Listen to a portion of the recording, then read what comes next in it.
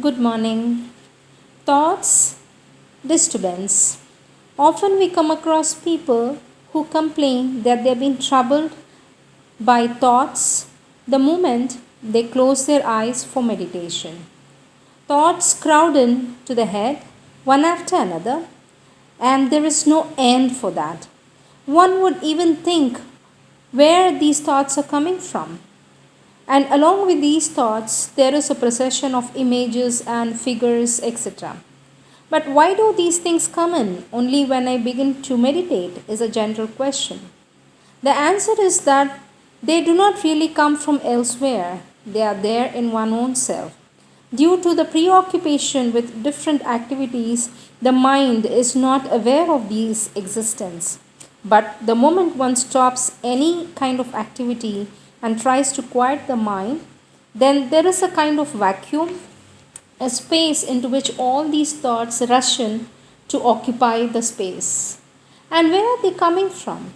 They are coming from different levels below the conscious mind with all the activities which is done day in and day out. And they get registered in the subconscious layers of the being. And this is a continuous process, and thus they don't come from outside, but it rises from below. Now, how do we control these thoughts? One way is to just look at the thoughts and be apart from them and just witness these thoughts.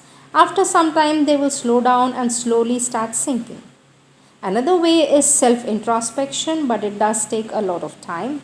But the best way is to focus, concentrate on the consciousness with the divine who's always with us. So have an active attitude of surrendering every wave of invasion of these thoughts to the divine.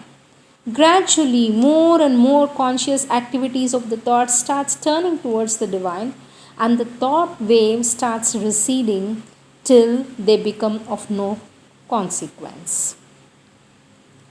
Thank you. Namaste.